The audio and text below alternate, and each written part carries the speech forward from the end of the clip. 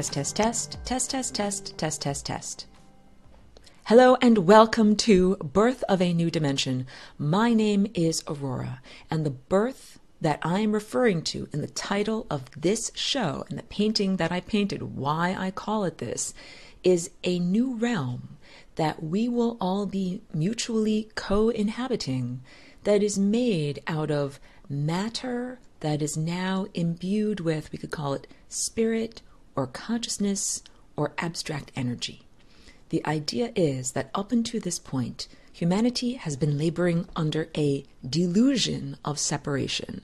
This delusion tells you that you as an individual are separate from your environment. And this is it's a dualistic perception. And part of that arises from our very basic biological format, the bodies that we're in. Brief pause. So not only do our eyes function according to contrast, like thing versus thing. We find edges of objects and we compare them to empty space, and we develop like an outline of objects so we can navigate the world. We also develop depth perception by comparing eye right eye versus eye left eye, and then the minute calculations of the differences between those two viewpoints give us a rendered idea of depth and the third dimensional realm that we live within. Well, we also have this epidermis, this membrane that surrounds our body, and of course the cell membrane on an individual level of each of our cells, that this creates this false narrative that you are separate from your environment. And it is a necessary stage of development to go through. It is not the final stage. It is not the goal. So it's like saying, if I'm making some cookies or some bread or something like that, at a certain point, the substance that I'm working with is dough, but that's not the end of its journey. It's going to go into the oven, it's going to get baked, and then it will come out in its final form. So in this bifurcated state that you live in, it's necessary, it's good, the bread has to be dough at some point, but then at a certain point, it has to get beyond that level and get to the next level. This is what we are all collectively and individually achieving or working to achieve in this moment. And that's why it's a very exciting moment. We're giving birth. So I like to say on this show over and over, you are not just swimming around in the private kiddie pool of your own mind, as if you have a little tiny area of your own consciousness that is somehow surrounded by a moat and not connected to the rest of the world. That's just laughable. That's like a fairy tale. You're not connected to reality if you think that. The truth is that we are all intimately connected all the time to a variety of other entities, other forms of consciousness, or we could call it other energy that's moving from a different direction and moving at a different rate. Like if we dilate our identity out to the maximum possible, viewpoint, we are everything. I am everything, you are everything, we are all one. So it becomes a meaningless distinction at a certain point there. So it's like a microscope or a super zoom camera. We can dilate our personality outward and we can encompass the whole entire scene and say everything here on the plate is us. And then you can also begin to make distinctions about areas that are moving at one particular rate or areas that are moving from a particular direction, and you can begin to make distinctions. So again, none of that is wrong, and there's nothing also wrong with dualistic opposition. If I look at a giant plate or a giant mural or a viewpoint and I say, hey, I'm going to just generally understand this by picking out the areas of light and dark. Like when you're an artist and you're making a painting, you stand back and you squint and you're like, where is it light? Where is it dark? How's the overall balance and composition? That's fair. You can do that. But that is not the end of the journey. At a certain point, you have to look at all of the details and get down to the tiny level. Like you can't always be painting in broad strokes. So dilate your personality outward, blah, blah, blah. But then when you actually get to the level of the individual, it is important to make distinctions because that's why it's appropriate to have this individualistic attitude at a certain point. You need resources for you, and that's everything that is inside of your membrane. and that technically you will not starve if your neighbor does not have resources. This is the whole idea of capitalism, that you're in competition with your neighbor, you only have to feed your own belly, and that you do not have to care about them and their belly in any way. That's like saying, when the one-celled organism was first invented, it's like, wow, I no longer have to care about this whole entire pile of goo. I just have to metabolize for whatever is inside of my membrane and not care about anything that's outside of the membrane. So that's like saying, I care about me personally. I care about my finances, my food, my car, my body. I don't really care about you. And this is like the way that our modern world is structured, and it is very unhealthy. Because if you really understand the connectivity of your own life, you are dependent upon others in this economy. You do not live on an island where you produce all of your own food and subsist only on what you produce on that island. No, of course not. You have your own resources and skills, and you share and interact with other people that also have resources and skills. And this is called the economy. And of course, we live in a very artificially structured economy at this point. It's not like we have, a healthy village life where everybody grows a little something, everybody trades a little something, everybody barters a little something. Like, it's not like that. We're very imbalanced in this world. However, it is still possible to see the connections between everyone. If you live in a mill town and the mill closes and everybody loses their jobs who works at the mill, then it means that nobody has money to spend at the cafe and the coffee shop anymore. Nobody has money to get their hair cut at the barber shop anymore. Nobody is buying a new shirt or a new sweater at, the clothing store anymore. So this is how we understand that the economy is like an ecosystem, and we are embedded within this larger ecosystem. And then the ideas of competition that are inherent in capitalism begin to be viewed as a type of insanity, because I don't want you to go out of business. I want us to have a thriving economy where everybody has enough money and enough disposable income so that they can buy all of my stuff, and then I can have enough money and disposable income so that I can buy all of your stuff. Like, that's how it's supposed to be. But clearly, it's like we've reached the end of the game. Brief pause. It's like that game Monopoly. I don't really like that game at all, and I don't encourage young people to play it.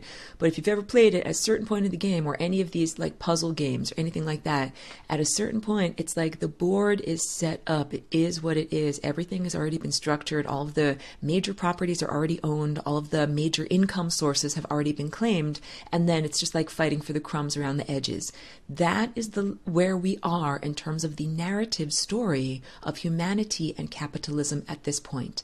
If capitalism is like the game of Monopoly, and the people and the companies and the family lineages, that got in at the beginning, they got powerful, they bought all the right properties, and they've been generating their income for hundreds of years or longer, rather. That at this point, you as an individual have very little access to resources. Like, you don't have the opportunity to create a company and have it be, this billion-dollar asset.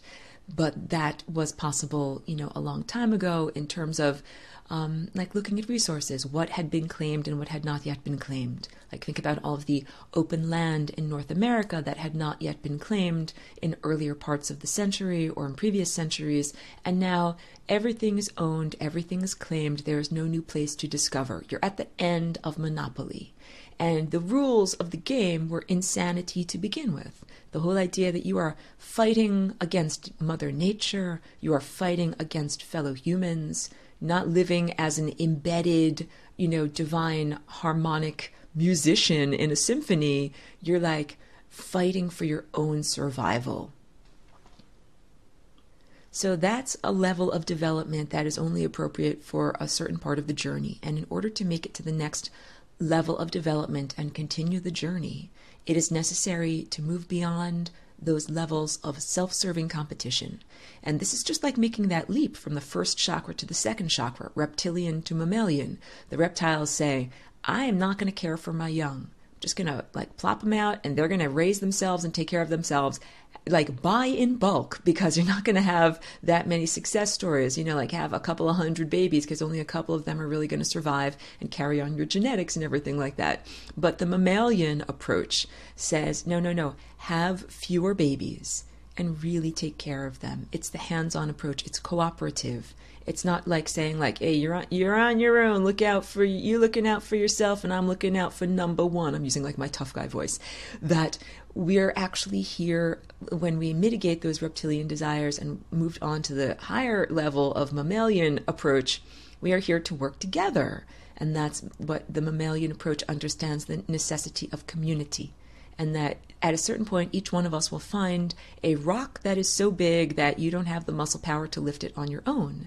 And then if you realize that you have either killed and eaten all of your enemies, or made so many enemies that no one will help you, then you're stuck. You can't lift that rock. You have no further action that you can take. So you actually gain something by being nice to other people. You actually gain social currency by, like, if you need a hand, I help you out. And then when I need to move this big rock over here, I ask you for help, and you feel compelled to help me because you remember that I actually helped you out at another time.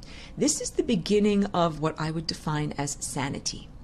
You are not in your own private kiddie pool of your thoughts and of your body and of your spirit and of your energy. You are embedded within a flowing continuum of thoughts and spirit and energy that is also concentrated into what we call physical matter. So where do your thoughts come from? They come from an origin. And where do they flow to? They flow outward to the world. So now you understand your private kiddie pool actually is fed by a spring that comes out of the ground, and it actually has an outflow that flows off into the ocean. So you are connected to the earth, and you are connected to the stars, and you are connected to the source of consciousness. And this is our journey here as miniature stars, that we are meant to be here in this coalesced, dense physical matter that is like physical. It's like light that has been compressed and slowed down, but we're not supposed to be separated from the world of light. This is what I call birth of a new dimension. We were never supposed to be separated from the world of light. When we come here as tiny human infants, we are still connected to that oceanic or undifferentiated world, like the cosmos. It's why babies have the stars in their eyes. They really do. And it's why it feels so good to hug and cuddle a little baby. That's not just, like some kind of hormonal, like reaction, like a knee-jerk reaction or something like that. There's really something beyond it that's in energy. And babies are like little batteries. They're like little power centers because they are still connected to this beautiful divine source of energy. And unfortunately, in this time and place, mostly as humans mature and then age chronologically, they become further and further from their source. They become more and more disconnected. They forget more and more about their own divinity. And this is what aging and decrepitude and disease are all about. Until finally you forget that you're God and you die. And that's not the original intended program for your body. You were not intended to come here into the physical form and forget that you're God and start to live this lie that you're just some stupid little disconnected human swimming around in your own little private kiddie pool, and that you were made to become decrepit, and that you don't know what you're supposed to do here on earth, and you don't know what you're supposed to do with your arms and legs, and then you're supposed to feel worse and worse every year, and then eventually have no more energy and not be able to be alive anymore. That's not our story as it was written by, the creator, or the intended story for our lives. So I don't know if you can even remember or recall when you were a little tiny child or whatever, but I've done some work in being a professional babysitter and a live-in nanny. So I've done a lot of observing little babies and young people at a young age. I've really noticed that before infants and young children are socialized, they do a lot of things with their bodies that are like natural forms of yoga and Tai Chi that keep them in a state of health and vitality. And it is only, so I'm talking about different stretching exercises, different movements, different postures, and different ways of using their bodies that are all totally natural, spontaneous, and that I would define as arising from the innate divine connection. That little babies will just do these yoga poses and stretches that are what their body needs in the moment. And little kids, once they begin to be mobile and they can, run and jump and play, they are literally following the divine command when they run and jump and play. And when I say the issue is socialization means mommy and daddy or teacher or some external authority figure begins to tell them, don't run, don't jump, don't play, because you might be whatever in the post office or someplace where you're not allowed to do that according to human society. So now think about what life would be like if you lived in an unstructured environment where at any moment, if you are a tiny child, if you feel like running around spontaneously, you can, or if you want to sit or lie down spontaneously, you can, or any of the above. If you want to do, tumble salts or whatever little kids do, they spin around, like whirling dervishes. But in this time and place, young people are given very, very little freedom. They're given almost total supervision. They're not given room and space to play, and they're heavily socialized and acculturated. So, and I'm also speaking mostly about the experience of Western culture. Even in the Far East and in India, people's bodies literally grow differently because they are encouraged to sit on the floor and to sit not in a chair. So I'm just giving you an idea of how social constraints create physical constraints. That at a certain point you're not allowed to just run around and play, and you are encouraged to sit in a chair in front of your teacher with your hands folded like a good girl or a good boy, and you're not allowed to build those muscles in your legs and your hips that come from running and leaping and skipping. And if you are an adult and you are seen skipping publicly, that is considered to be a sign of inappropriate social behavior. So you're getting the idea that social constraints, this narrative structure of what is allowed and what is not allowed, has an impact on your emotions and how that flows, how your energy flows, and literally what you're allowed to do with your body. So, of course, I'm a walk-in. If this is the first, I'm laughing. If this is the first broadcast that you're coming to, welcome. Allow me to introduce myself. I'm a walk-in. I'm not the original inhabitant of this physical body. And my origins are galactic, meaning that I'm usually, when I'm not in this anthropomorphic or human, one-faced, two-armed, two-legged shaped body, I'm usually an abstraction, like a set of polygons emitting sounds and moving in prescribed patterns. So it's very unusual for me to be here and to be in the human form.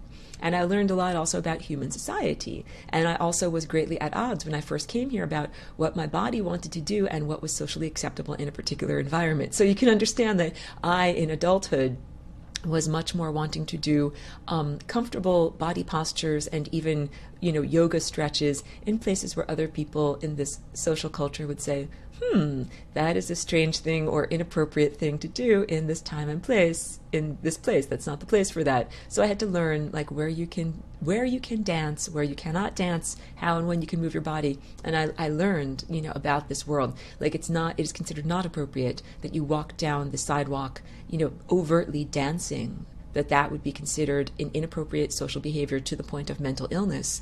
However, it is appropriate to dance, at a party or some other social gathering. You learn, where are you allowed to move your body like this? Where are you not allowed to move your body like this? Well, I'll tell you, all of that is nonsense. And you should be allowed to dance whenever and however you feel you need to, according to your own divine command. But you can also understand how people would consider that to be socially disruptive. So I'm understanding the context of being here, but each one of us also has to understand it's like some external authority is telling you what you are allowed to do with your body. And that is a huge issue about sovereignty and controlling your own trajectory through time. So what are you allowed to do? What are you not allowed to do? And this is like cosmic ethics too. I am not allowed to, we are not allowed to, harm or inhibit others. And it's basically the idea that my value system of, where I come from in a cosmic sense is all about freedom for everyone. And that's not just freedom for me. I could be like, I'm free. I'm free to oppress all of you. Ha ha ha. I sit on the top of the mountain and I just, roll all the shit downhill and none of it touches me. Like, that is not actually freedom. And I understand, because I'm speaking to everyone that is embedded within this cultural matrix that is heavily about the pyramid power structure and one king or person that's a special person on top, and then everyone else is the subject. And you all get to listen to the king, and you all are like, subhuman or a lower level than the king. And that is not, that's not the intended format for our consciousness. Just as we were not intended to grow older through time and eventually die, we were not intended to be fighting with each other for supremacy. Like, that's all primate stuff. And the primate stuff, it goes back to like the mammalian hierarchy in order to be able to work together. But all of that has been hijacked by the next layer of development, which is the human mind. So we're going up the ladder of consciousness here, reptilian to mammalian to human, and the human mind mitigates the mammalian desires so that you are able to, mitigate your attraction or revulsion. That's really how I can best describe the mammalian level of emotions. It's the people with whom you wish to be romantically partnered, or that you don't want to be romantically partnered, or groups that you want to work with or you don't want to work with. It's politics. And when you look at politics in the world, especially today, just understand it through the filter of the primate world, monkey kingdom. This is all about like who's on top, who gets all the food, who gets all the females, who gets to boss everybody around. And this is also the idea of bullying. Like, these are all genetic emotional responses and patterns of behavior, and they are ostensibly mitigated by our human level of social context and, approach and culturalization, or acculturalization. That we're supposed to say, even though I don't really like you, like you're like a fat, gross old person that I'm not attracted to, and I definitely don't want to have procreative sex with you, you have some value in that you might be a very wise person or very intelligent with a lot of information, and so I should work together with you even if you are physically unattractive. Like, that is what the level of the human mental construct tells us, because otherwise the only people that we would want to work with are people that are, physically fit and attractive and smell good and are, feel nice in terms of mammalian estimation of what feels nice. And sometimes you might have to say, even if this person doesn't seem attractive to me, they have some other value or benefit that is beyond procreative sex, or, beyond I'm looking for exactly the right word, one moment. That is beyond what is convenient and attractive to a mammal. That humans mitigate their mammalian desires and can then achieve the next level. And all of this is about evolutionary biology. The reptilian level of your brain is like your brain stem; it just keeps your heart beating. And the mammalian level is like the cortex, that is where your emotions are. And then the very outer edge of your brain, this convoluted surface area, that is where humans define thought as occurring, and it's also where human thought occurs. But you have other levels of your brain too where other levels of thought occur. So the human level is not the end of the journey. There are many higher levels up above there. And the issue is the human mind, our conscious daily waking intellect, is a hacked operating system. So that means that it had its intended format, just like any computer program has its intended format, and then someone else comes along and changes it. They're not the creator, they didn't make it, they didn't incept it. They just took an already existing system and changed it and distorted it and tweaked it to their own advantage so they could get what they want out of it. This is what malevolent extraterrestrial overlords have done with the human mind over time. The mind that you are using to think your daily waking thoughts, and especially the app, like if there's a sub-program, it's like, an app, an application, a virus, the language app, that is actually a virus. Let's use words properly here. That in the human operating system, which is a hacked framework, it's like a hacked operating system, we are also running these sub-programs, and one of the sub-programs is called language. And language itself is a virus. So anything that involves the spoken word, if it is your interior dialogue, like your thoughts inside of your mind, or if it is communication with an external entity, or a prayer or a magic spell, if it involves words, it is susceptible to hacking, meaning that you do not have full control over thoughts and expression that involve language, because language is such an inherently flawed program. So this is the whole idea of the Tower of Babel, that humanity was once at a certain point telepathic and was able to share sophisticated knowledge with one another non-verbally, without the necessity of articulating it using words like I'm presently using, flapping of my moving mouth parts. So this type of information comes like in a flash, like in a download, and you might see it as shapes, or it might come through as symbols, or it might just come through as energy, which then percolates forward into conscious awareness and might be expressed as a song, a poem, an artistic visual expression, a dance, a movement, a gesture, a new chemical formula. Like the raw impulse or the raw idea, the concept, can be manifested or expressed through a variety of different media. So this is the whole idea. Yep. So the challenge is, because we are now in the era of the Tower of Babel, like we used to be able to talk to one another telepathically and share all of these sophisticated ideas without any distortion and without any difficulty, and that now, due to not only have your genes been hacked, your operating system has been hacked, and your language filter has also been hacked. So I understand in this time and place, when I send out information through a verbalized language filter, that others might not be perceiving and understanding correctly. And so you always have to check your work. It's like I'm sending out the idea like, hey, 2 + 2 = 4. And then I'll ask for confirmation like, hey, did you just hear that 2 + 2 = 4? And if I get that reflected back to me, then I'm like, okay, like this language thing is really working. But that is a real challenge. Not everybody does that checking to make sure that the information is really coming through. And this is all an overt plot to prevent humans from being able to collaborate and work together. Yes, there really is an overt intentional design that is meant to make humans in conflict and in competition instead of working together, because if you actually banded together and worked together, you would be insurmountable. You would be not defeatable. So this is the whole point of Birth of a New Dimension. Narrative structure that is a fiction, that says that you're just this lone individual. But really, when you look at it, you are part of a seamless fabric of time.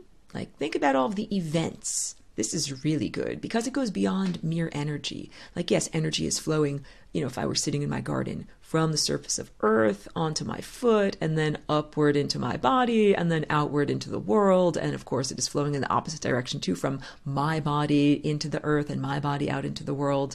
But I'm really speaking about events being intertwined on a much more sophisticated level.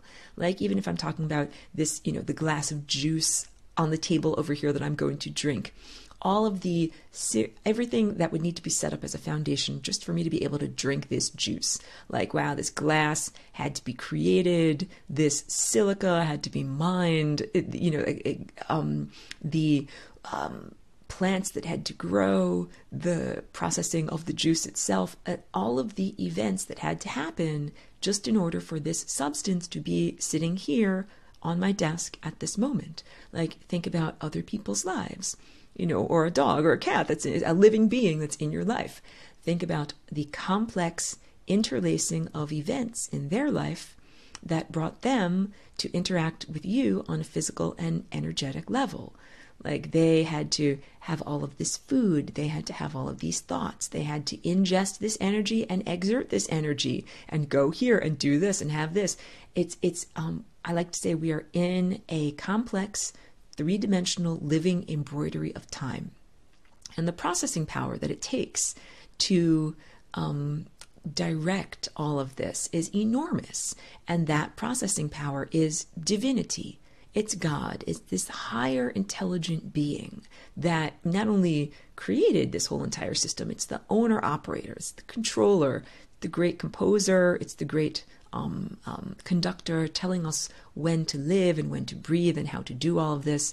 So this is like when you get this information, the lie of separation falls away, and the lie of mere individual responsibility falls away. And then it becomes necessary to begin to take responsibility for the entire structure.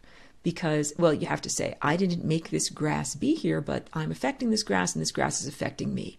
And so let's talk about ethical responsibility. I mentioned that. So I'm here as this galactic walk-in, and I'm having an impact on all of your DNA, the vibrating strings of your DNA.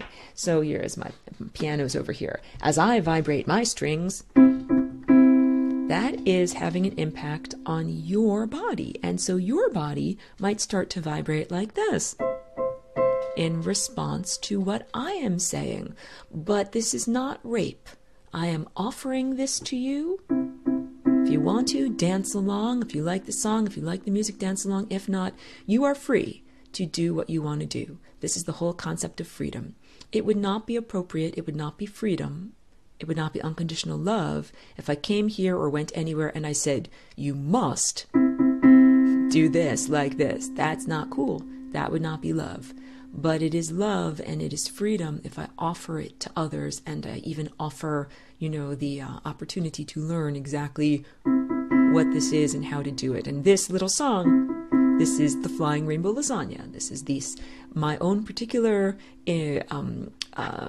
melody that I created using the strings of this particular body, and I offer it to humanity as a template. You don't have to play my song. You can play your own song.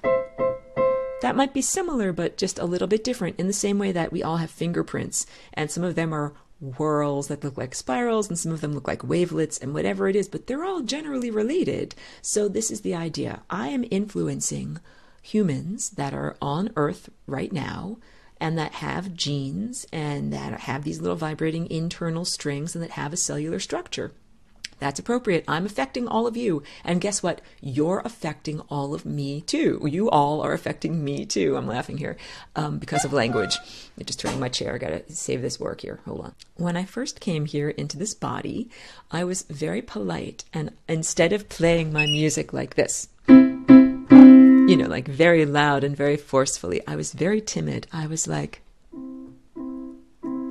I don't want to inconvenience you or anything, but I just want to play this song over here on my own. For many years I was that way.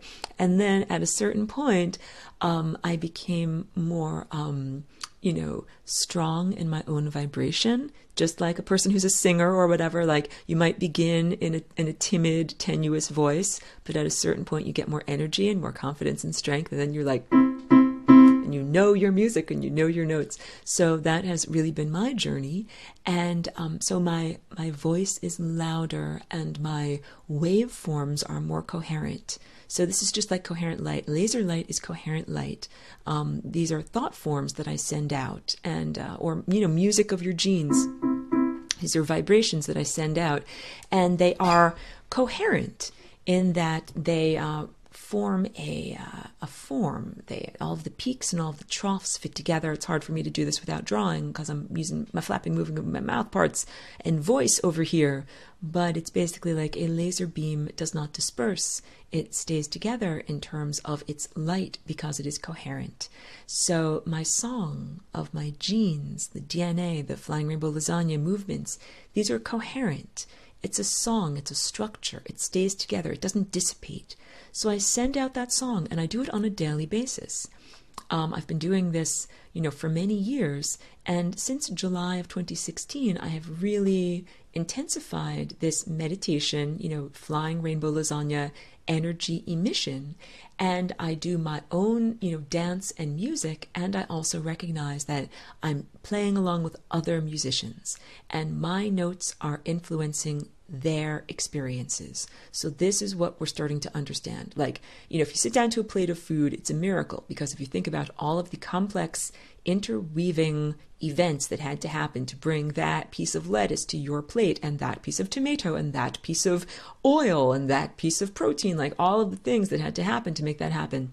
Think about in this moment, like wherever you are, sitting in your chair, or standing in your house, or driving in your car, that think about the complexity of events that are necessary in order to create the structure of your context, of your reality around you. Like all the things that had to happen by implication just for you to be there experiencing that. And I'm not just talking about in your locality, I'm speaking about like on the surface of Earth. Think about where everybody is at this moment. Like there are very, very many alive people. They're all doing different things. They're all performing different activities. Think of the microbial realm. Think of the, trillions of gut bacteria that are all lodged in your intestines, living their life, having their babies, learning about life and going through their metabolism. Think about all of the fungi that live on your skin. Like I'm saying, from the macroscopic realm of all of humanity and, dolphins and elephants and redwood trees, down to the tiny gut bacteria that are living in your intestines, that we're living in this incredibly complex framework or context that requires immense processing power. Like that's what you could think of God as, like the ultimate computer, but God is not merely a computer. But just think about your computer, and if you've ever done an animation, how long it takes to render, just 3 seconds. That's processing power. And so this is all about the processing power necessary to handle all of the possible variables of your trillions of gut bacteria, and you as a cellular creature, and the forces and molecular particles that are at play. We live in an incredibly complex and dynamic world, and this is what I'm saying, that it's a living, breathing embroidery of time. So when we become conscious musicians, we can consciously send out our music and affect the other musicians. The challenge is that up until this point, we have been unconsciously affecting one another. This is like this. Be prepared. Like that is like me taking my fist and just putting it any place on the keyboard. Like that is not intelligent, directed emissions of certain vibrations at certain times. So we've been in this distorted funhouse. So brief pause. Hey, if you've been trying to practice some kind of law of attraction or secret work or something, any of these new age concepts about how like, hey, if you just send this out, then this will come back to you. You have to understand, we have been in a distorted funhouse for a long time. We have not been in a perfect hall of mirrors where what you send out is instantaneously mirrored. We've been in a distorted world, and the distortions have to do with time. So it's like, what if I say to you, hey, please bring me that glass? And there's a time filter between us, so that instead of all of the sounds reaching you at the same time, only some of the sounds reach your ears. And then it becomes possible to take those sounds and twist and distort them into having a totally different meaning. Or what about if I send out something like, a bullet? I'm going to send out a bullet with the intention of murdering someone else. And if I don't receive the instantaneous blowback or, reflection of like the mirror of that action, then it's like, oh, look, I can like kill people with impunity. If it's going to take 13 billion years for the consequences of that action to actually reflect back to me, then I can spend the next 13 billion years just sending out bullets willy-nilly and not having to face any of the consequences.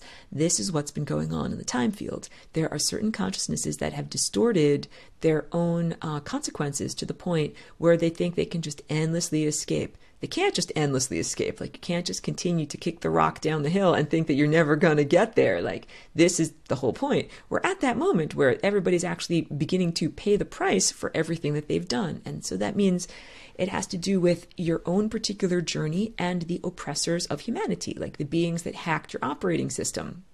Blah, blah, blah. The bad news is you've all been enslaved for thousands of years. But the good news is you're just on the verge or on the cusp of claiming your freedom.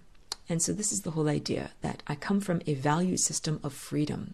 And the system here on Earth is very offensive to me And that when you really believe in freedom, you believe that freedom must be everywhere throughout the system. You can't be like, this is the 95% of the area that's in freedom. It's the 5% of this free area that is in slavery. Like that, it doesn't work that way, because all consciousness is connected. I cannot stress this enough or underline, I cannot exaggerate this concept enough, that all consciousness is connected. That if you have awareness, if you have a spark of awareness inside of you, that consciousness is part of a larger consciousness, and that however that consciousness is treated has an impact on your own personal journey. So this is really, it's profound and it's big, and it's why it's not appropriate to want to, kill, mutilate, destroy. Why not send out bullets even if you're not going to face those consequences for 13 billion years? The answer is because you are shooting yourself.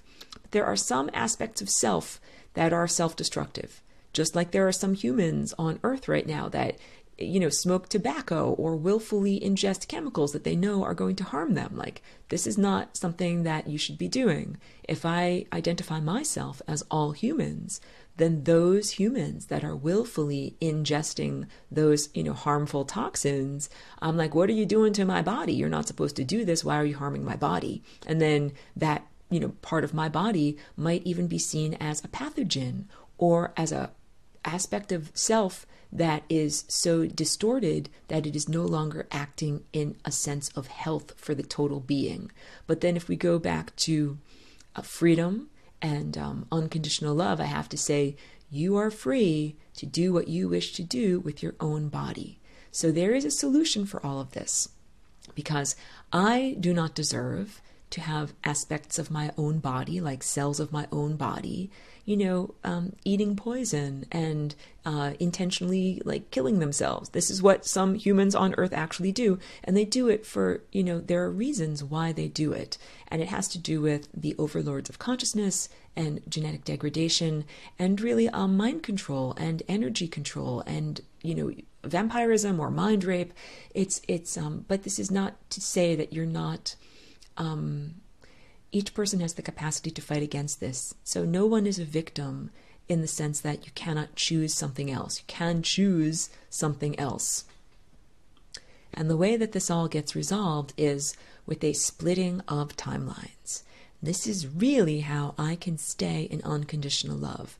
If there's someone out there who's like, I'm a cell of your body, but I'm feeling very self-destructive and I want to eat all this stuff I'm not supposed to eat and take all these drugs I'm not supposed to take and really kill myself, then I'm like, you are free to do that, because I'm not supposed to stop you. If that's what you need to learn, that's what you need to go through. But you're going to have to do that in a different place.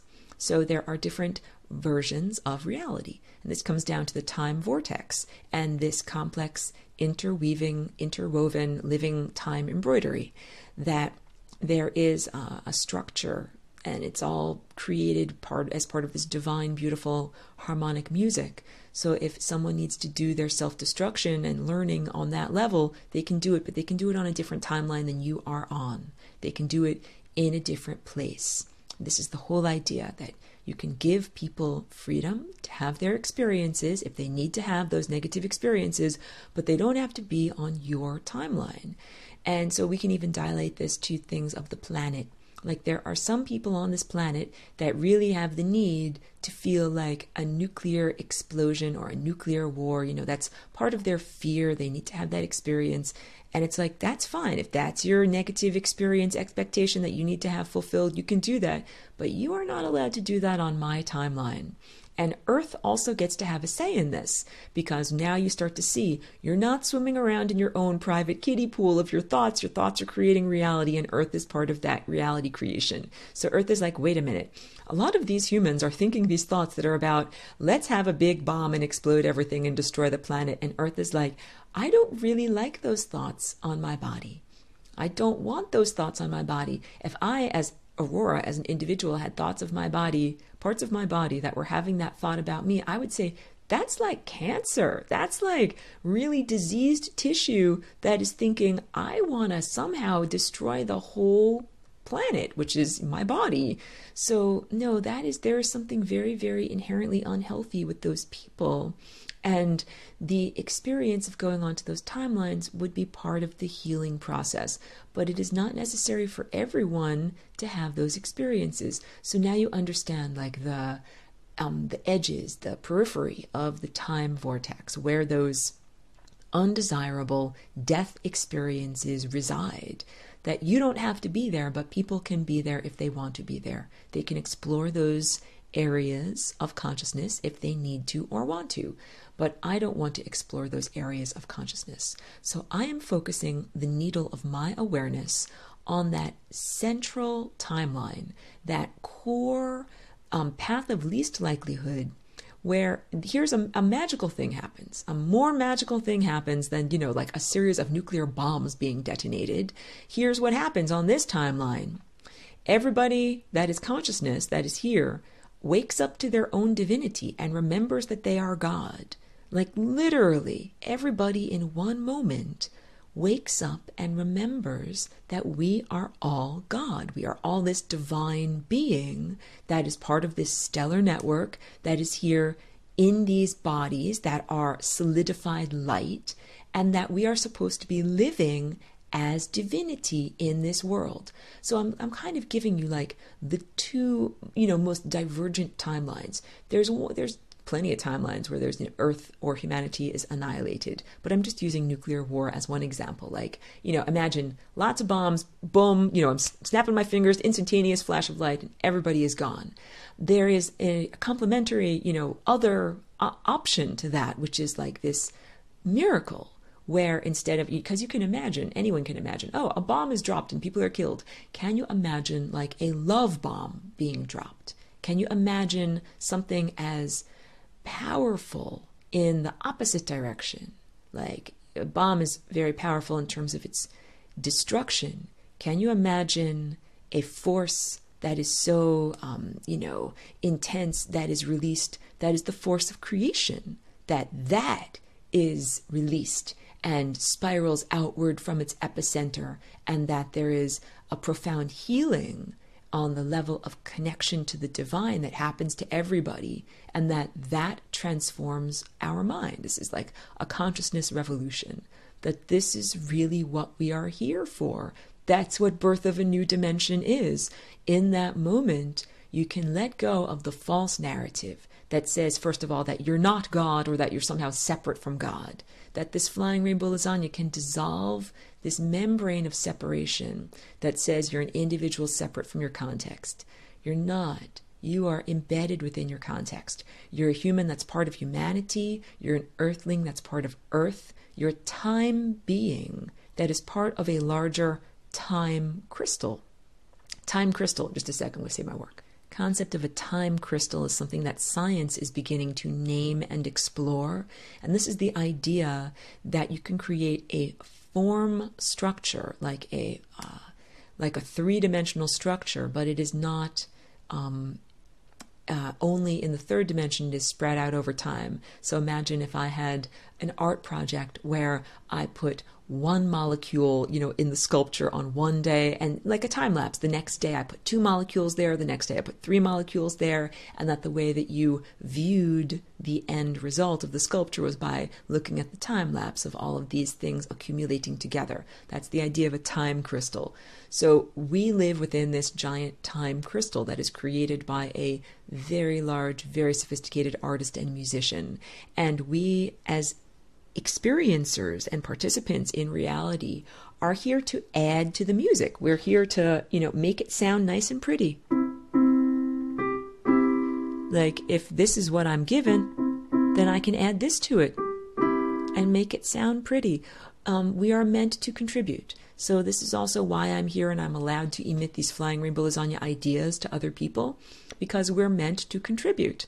You're not meant to just simply sit here as like a mute person, never allowed to speak or sing or interact with other people. We're interactive. This is the whole point. We are interactive. There is no way to get away from that basic truth. So once you accept that, you then say, well, okay, like what form of interaction or what quality of energetic interaction do I want to have? It's like saying, we're not going to just be naked without clothes. We're going to wear something. So what do you want to wear? You want to wear like animal skins? You want to wear a beautiful silk gown? You want to wear like some denim pants? Like, what do you want to wear? So in your approaches to interacting with the rest of the world, this is a question of like, what level of approach would you like to have in integrating with the rest of the world? I think you know me by now, or if you're new, then you're new, but I think you can sense from the rest of this broadcast where I'm coming from in terms of my values, like if the type of approach I would like to have is collaborative and joyful and one that is sustainable. This is the whole idea. Like if we are like geese flying in formation, we have to fly in a way that we can keep going every day, because this migration is going to take a bit of time. Like we're doing this is going to take a long time. So we need to find a way to integrate comfortably and harmoniously where each one of our natural gifts or proclivities are utilized. And like, in your body, you have cell specialization. Your heart has its own type of cell and your bones have their own type of cell, and you don't have to exchange the two. So whatever is your personal, whatever you do the best, you should do it the best. If you are a really excellent pastry chef, you should be that in this social context. Or if you're a really wonderful painter, or if you are really wonderful at whatever it is you do, fixing cars, whatever is your thing that you do, you should be able to do it. That when we make this time crystal, it is perfectly arranged when everybody is in the right moment, doing the right thing at the right time. Imagine that.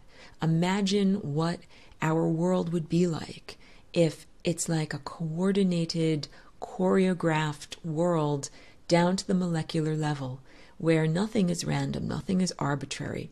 When you've had moments of synchronicity, this is the beginning of noticing that you are in an organized time structure.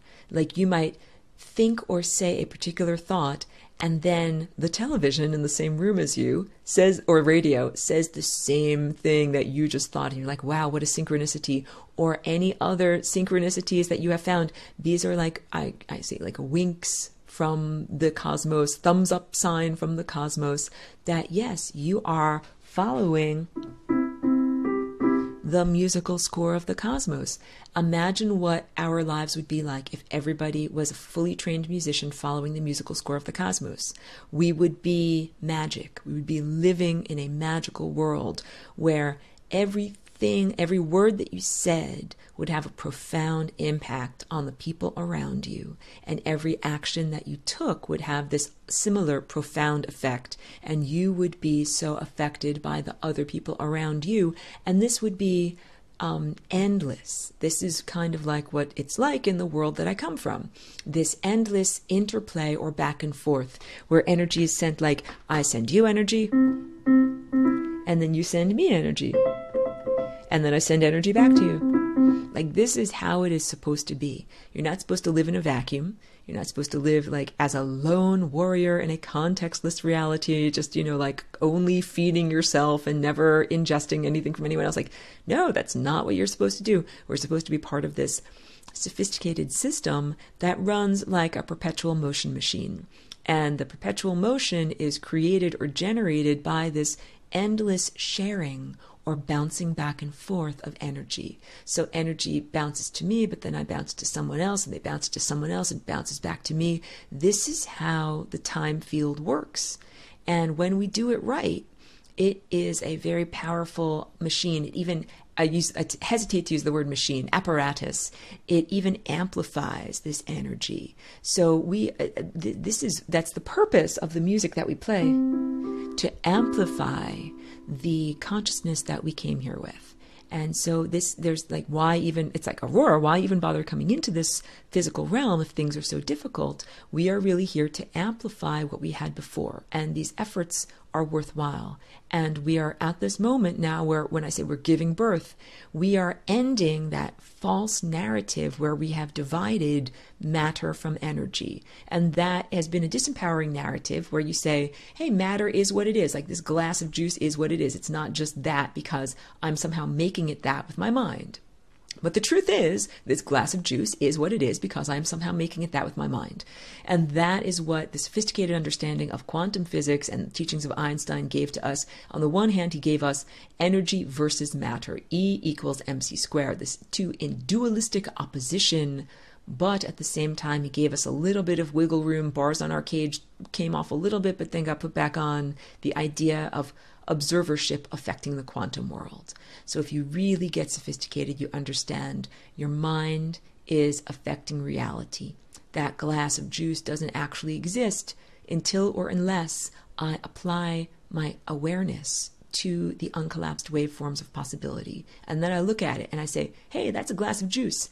And it therefore this glass must have been created in a foundry, and this juice must have been pressed, in a juice machine, and this plant must have grown in order to make the oranges for it. But that's all my story making that happen. And the truth is, I am simply perceiving this reality and I'm creating it.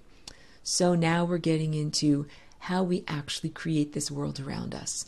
Because once we start to understand that it is our narrative structure that is like, it's the story of how things got there. If I have this glass of juice, I have to have the story for my mind that tells me how it is allowed to exist there.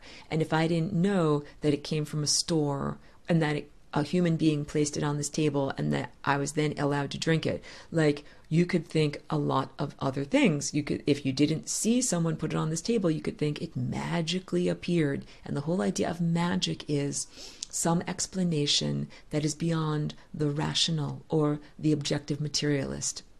But what we're really understanding is you with your mind are creating reality. So in this new world that we're coming into, you will be able to simply create a glass of juice without all of the backstory that would explain that juice sitting there on your table. This is the beginning of being able to eat nothing but pure light.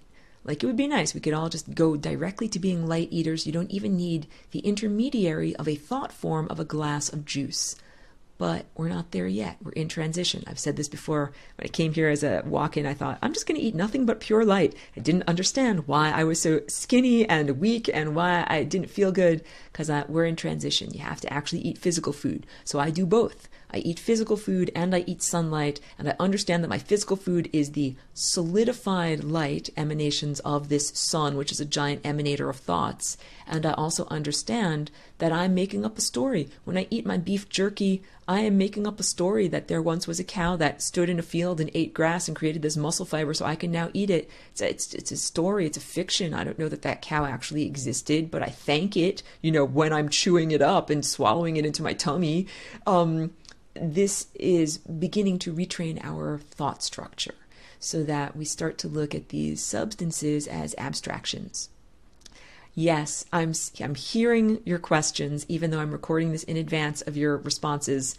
Yes, it's kind of like the replicator from science fiction worlds like Star Trek. The idea that there are just raw ingredients in the wall and you press the button on the computer replicator and you ask for what you want. Hot tea, and the computer will spit out exactly what you want made out of those ingredients. That's like the technological integument. If you can imagine a machine in a technology-based space culture doing it, then you can begin to imagine your mind doing it with nothing more than your own divinity. Thank you for being with me on this journey. We are giving birth to a new dimension where your mind will literally paint reality in front of you.